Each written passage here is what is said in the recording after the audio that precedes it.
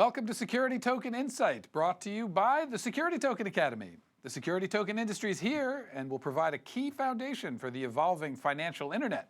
The Security Token Academy provides insights about this new era for security token enthusiasts, investors, and issuers. The security token industry is here, and you can get involved. Hi, I'm Adam Chapnick. And I'm Amy Wan. Coming up on today's episode of Security Token Insight. In your security token investing news, a new council called the Japan STO Association is formed by 6 major Japanese brokerages. Plus, we've got an expert interview with Carlos Domingo, the co-founder and CEO of Securitize, and highlights from our security token meetup in New York City. That and more is coming up on this episode of Security Token Insight. Now it's time for your security token investing news. Our first story today comes from Japan. A new Japanese council called the Japan STO Association, which consists of 6 major Japanese brokerages, has formed with the goal of providing institutional support to security token offerings. The new association will assist in creating rules and guidelines for the issuance of security tokens. Their goal is to help ensure investor protection through updated regulations, which will help reduce illegal activities such as money laundering. In other news, Verisart, a startup which focuses on art and collectibles, has raised $2.5 million in a seed round which was led by Galaxy Digital EOS Fund. Verisart tracks and timestamps digital certificates for real-life artwork and collectibles by using the Bitcoin blockchain. This record can then be used to confirm and track the origin of artworks. The recently raised seed money will be used by Verisart to expand its commercial authentication and origination product. Since 2015, eBay has been a partner of Verisart to validate work by artists such as Ai Weiwei and Shepard Fairey. And finally, our last story features Securitize. Securitize recently announced a strategic partnership with Liquidity Digital. Liquidity Digital is a New York City-based technology provider for private capital market deal distribution and post-issuance solutions via blockchain-based digital securities. The two companies partnered in order to meet the needs of an increasingly diverse group of investors who require a revitalization for outdated forms of capital formation. By the way, Securitize is a gold corporate member of the Security Token Academy. To learn more, go to our website, securitytokenacademy.com, click on the Directory tab, and then Corporate Member. Have you listened to our latest podcast? Episode 8 of Security Token Stories is out right now.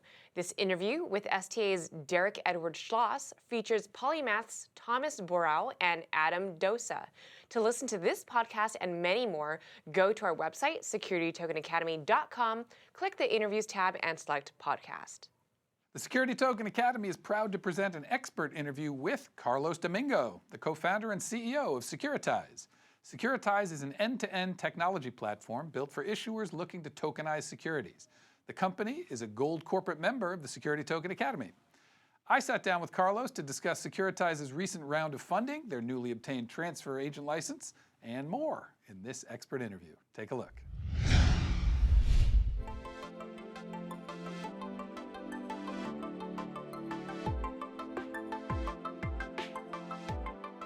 So we felt that if you want to have legitimacy in the space and really be able to go after, real business like good issuers, broker dealers, etc., you have to have, also investors that come from that space. So early on, after we did our CSA back in November, we started approaching banks and talked to them about trying to evangelize about the importance of digital securities and how they can actually improve their processes by digitizing securities on the blockchain. And that conversation led to some of them starting doing some projects with us and then saying, okay, we're going to do a project with you, so I might as well invest in you as well, so I can then benefit from the upside it's going to give to your company and then really make sure there's an internal alignment between what we do. So we were very fortunate. We got Banco Santander, which is the largest bank in Europe. We got Mitsubishi UFJ, which is the largest bank in Japan and 5th largest bank in the world after all Chinese banks. And we got Nomura Securities, which is one of the largest securities firms in the world. So I cannot be more pleased about the news, and I hope that people take it as a step forward for the entire industry, not just for Securitize, because this brings, the validation of the space that everyone needs, not just us. So.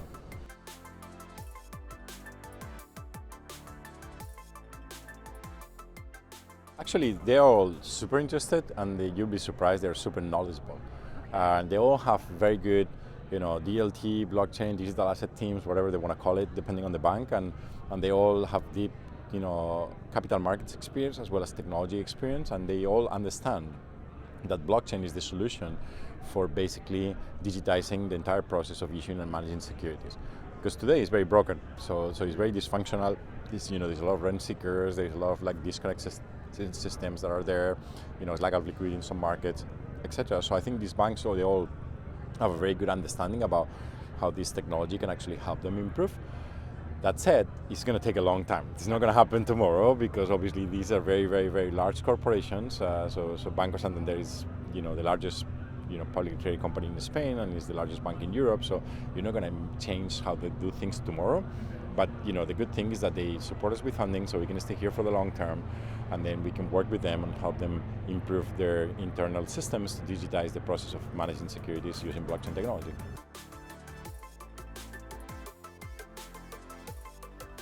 So, as you know, in the US, you don't have to have a transfer agent to deal with certain types of securities. So far we were operating without being a transfer agent, and it was not a problem from a regulatory perspective. But we always felt that being regulated gives confidence to people that what we're doing is legit. We felt like by having an SEC regulated license is going to allow us to do two things. One is going to allow us to basically deal with other type of securities that you have to have a license to deal with, like Reg A+, public securities, being able to conduct corporate actions like paying dividends and things like that some people are doing in the blockchain industry, but is it completely illegal? But anyway, we wanted to do it on the legal way. Yeah. And the second thing is, even for the people that we actually don't need to have a license, to give them the comfort that we're so confident that what we do is compliant that we don't have a problem with reporting to the SEC about what we do with the securities, because it's going to give them comfort that what we do is legal. So I think for issuers is basically a number of things. Obviously, some of the issuers are looking for capital formation. Today, that's tough because it's not really there. I think many of the issuers that work with us, they're just basically looking at automation of the process of issuing the security and managing the security once it's been issued, because a lot of issuers, once they issue the security, they have a lot of problems, or like paying a dividend, and they have to use a transfer agent and pay 3% to pay a dividend and things like that we can actually basically simplify. For investors, is basically reducing the cost of holding the security. Like, most people don't understand that if you're an investor and you invest in a security that pays a dividend, for instance, as I mentioned, you're not going to get 100% of your dividend, because the issuer has to use a transfer agent that is going to actually take a cut of that dividend that comes to you. And typically it's could be up to 3%, which is ridiculous. Wow. Because it's basically a check that they send you on the mail. So for investors, even though maybe they don't perceive it as an advantage to them, it basically makes their investment better. Also, you could think of like that investment having a higher rating, because it's more transparent, because all the documents of, let's say, a loan issuance are on the blockchain, and therefore the investment is higher rating, and therefore the investor is more protected. So I think there's a lot of improvements for investors that might not be as obvious as for, let's say, issuers or broker dealers, but that over time we hope that they will realize about it. We have the full interview with Carlos on our website. Be sure to check it out. To learn more about our corporate member program, visit our website, securitytokenacademy.com, and click on the membership tab. Did you know that you can get the latest industry updates in our free weekly newsletter, The Security Token Edge? The newsletter is packed full of insightful information about the security token industry. To subscribe and get your free weekly copy, go to our website, securitytokenacademy.com. We also invite you to check out the Digital Wrapper on Medium. It's our new behind-the-scenes series with the teams building out the security token industry. These are in-depth interviews covering a wide variety of topics. You can view these when you follow us on Medium. You can find out more information on our website, securitytokenacademy.com. Now live on the Crest.io website, a new expert video featuring an interview with Arnoldas Noceda, CEO of Smartlands, and Matthew Pollard, co-founder and CEO of Archax. Hear about the recent partnership between Archax and Smartlands and the state of the security token industry in London. Here is your preview.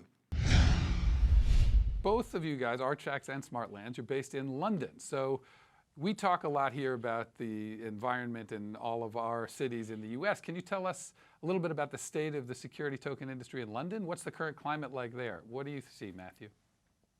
Sure. So Archax has been around for a year and a half, and all three founders have spent the last at least 10 years on the buy side, being regulated by the FCA. And so our experience since setting up Archax has been pretty positive. The City of London wants to be an innovative centre. By lots of metrics, it's the fintech capital of the world. With Brexit coming up, there's definitely an appetite for the innovation to stay in the City of London. So we've seen the regulator, we've seen the Bank of England, we've seen Treasury, we've seen companies in the City of London all take a massive interest in blockchain. And there was an FCA consultation paper that came out in January this year, and to see the regulator explicitly recognise cryptocurrencies and give them three classifications, three buckets. One was exchange tokens, so things like Bitcoin used to exchange value, utility tokens, and explicitly recognising security tokens.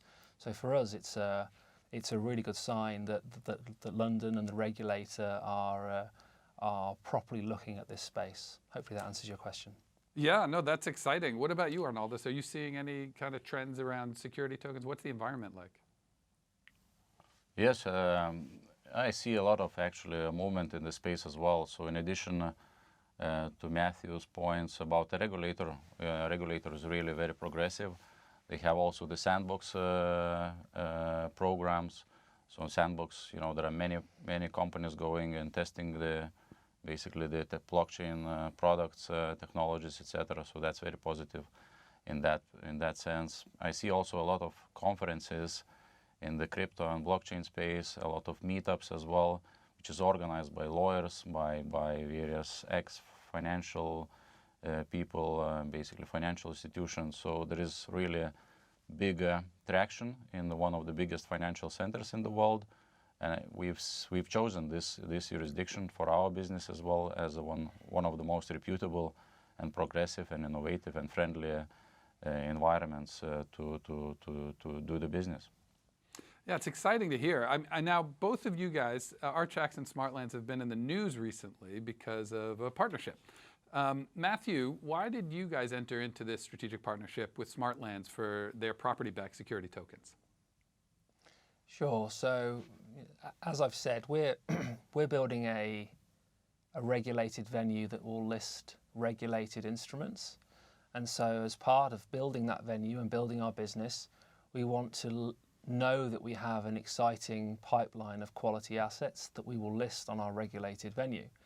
And so engaging in partnerships with exciting companies like Smartlands is a very natural part of our strategy, because we want to have the best quality assets on the venue to attract customers to our venue. So that's why we've done this. We see the work that Smartlands have been doing in London.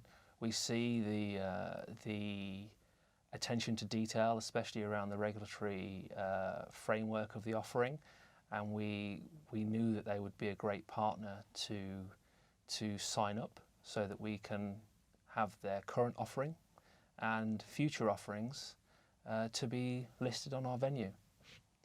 And Arnaldus, can you talk a little bit about why Smartlands chose Archax for your STO?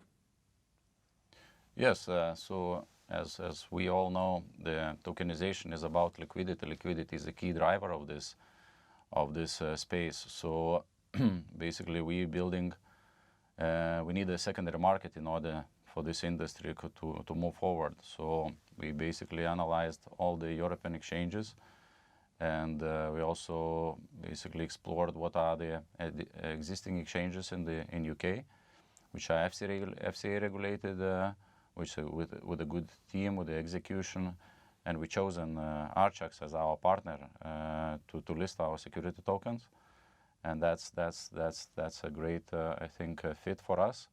And we collaborate, we partner, and we move this space in London. And we also, the other reason was that we would like to have all the, basically from the issuance to the exchange, to have FCA regulated, which is, one-stop shop. When the people go and invest in security tokens, they see the reputable companies from the whole value chain, and which is all compliant and regulated in UK. So that was, again, one of the key decision criteria to decide to partner with Archax and move forward with the listings. Yeah, great. Okay, so Arnoldus, recently Smartlands tokenized essentially the first tokenized property in the UK, a $12 million student housing project. Can you tell us more about this STO? How much is it looking for? Who can invest, et cetera? Yes, we believe that we are the first in UK to tokenize the property. So the property is 12 million pound sterling property based in Nottingham. As you know, Nottingham has 2 universities, big universities, which were one of the best in the UK, I would say, and one of the top leading in the world. So there are more than 60,000 students, and there is quite demand from all over the world to go to these universities. And at the moment, in the market, the situation is that in this city particular, there is a shortage of student accommodation. The council, I think, issued that there is a 6,000 basically a shortage of the student accommodations. So, and also, we talk about student accommodation. We've chosen this alternative sector from real estate as one of the key sectors which has the interest from the institutional investors as well. So it's the indication. And during the recession, it's also been doing great, this sector. So it's kind of a good business case to start from the business point of view and also the location-wise. So the people can go on our platform, they can go through the KYC in 5 minutes, and they can basically register and buy the tokens. Be sure to check out this and more on crest.io. The Security Token Academy held another successful meetup, this time in New York City, and we want to thank everyone who attended. We had a big crowd inside the Sunset Terrace at Chelsea Piers. Security token experts and financial services professionals were on hand for an evening of informative discussions, networking, food, and drinks. I also moderated a panel discussion that included our professional and corporate members. Here are your highlights from that panel discussion. Hi everybody, my name is Amy Wan. I am host of Security Tokens Insights. Hopefully some of you guys have seen the show. And I'm also CEO of SageWise. We have an incredible panel here tonight with, regulatory and legal experts. They all know so much more than myself. So I am going to allow you guys to basically go down the row, and if you could give us 60 seconds about yourself and your company. Yeah, sure. R.A. Freeman, General Counsel at Seed Invest. We're an online leading equity crowdfunding platform in the U.S. We operate through a broker-dealer, so we help issuers looking to fundraise, raise capital through Reg D, Reg A, Reg CF, and the various offering exemptions that are available here in the U.S.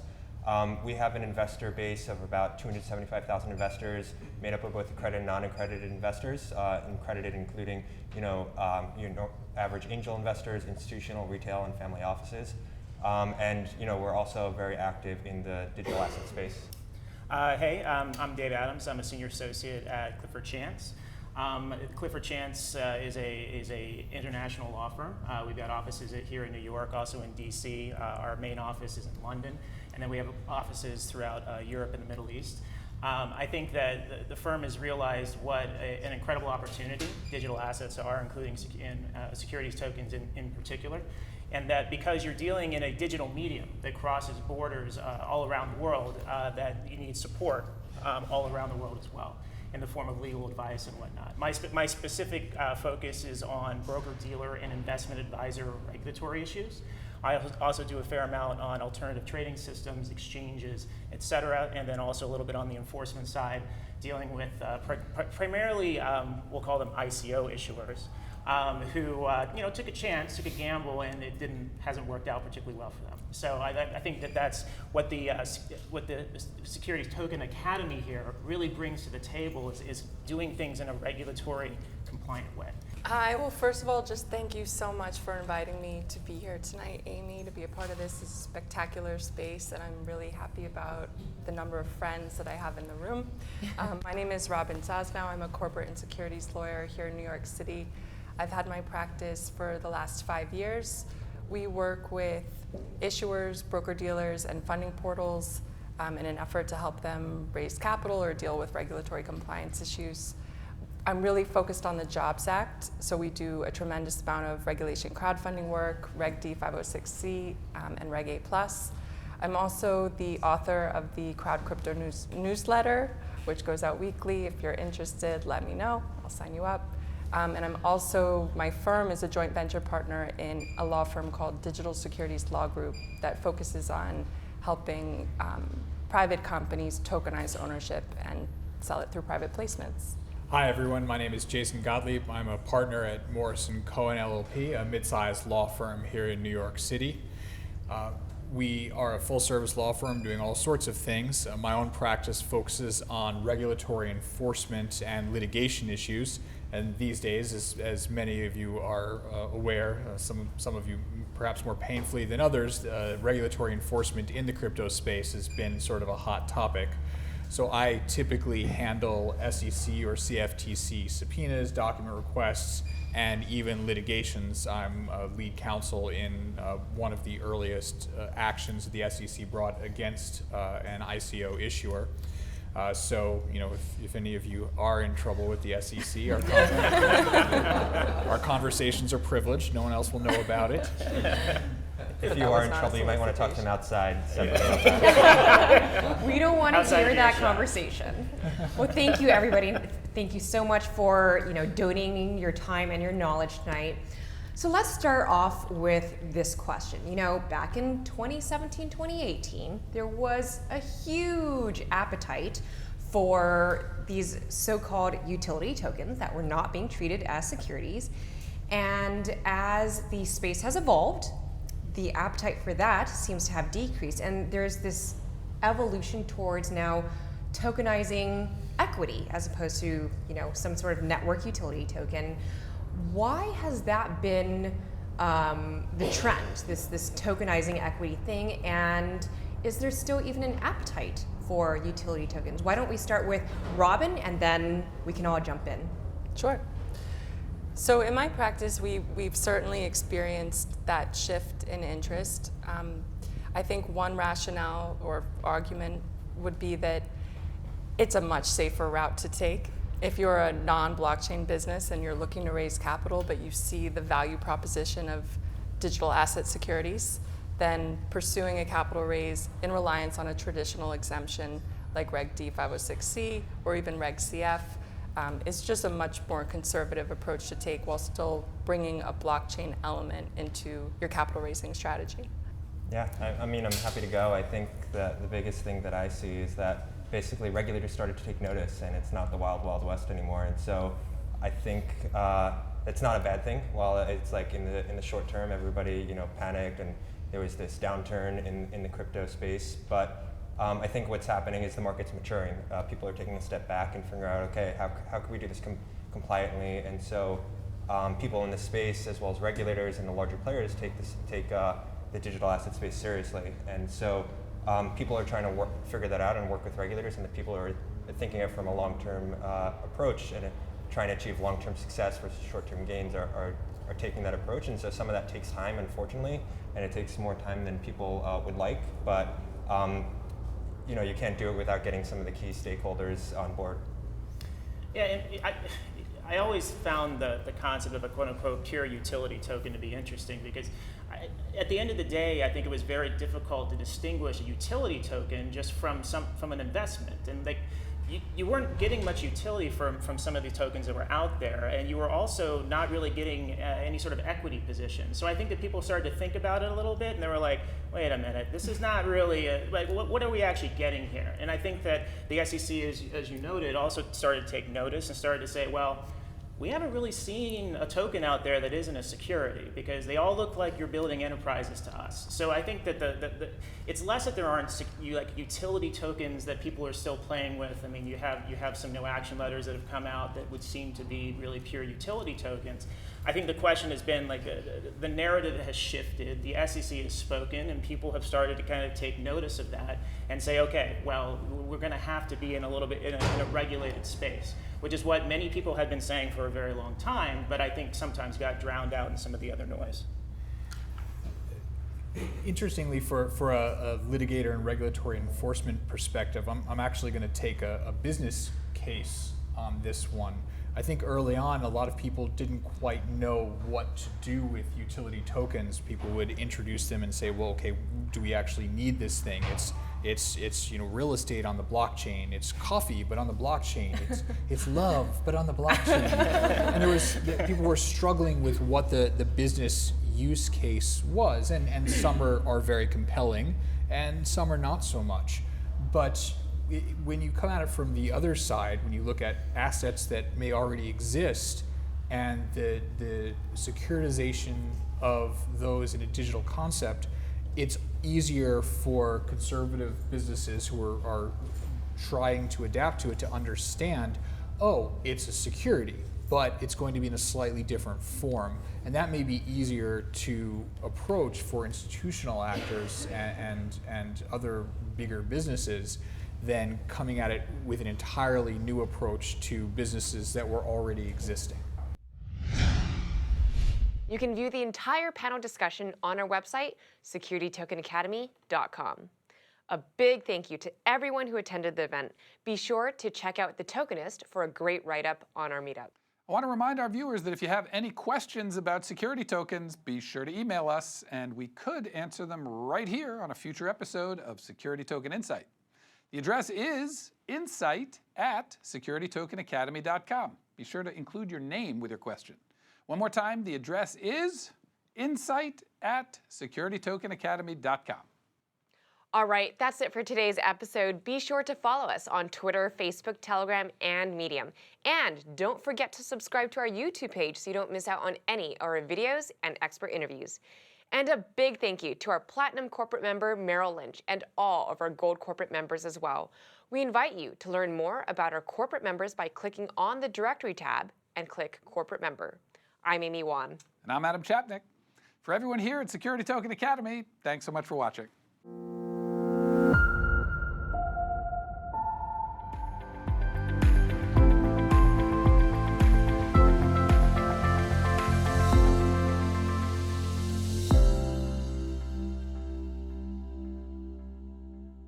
You want to learn more about our corporate members? Visit our website, securitytokenacademy.com. Click on the Directory tab and select Corporate Member.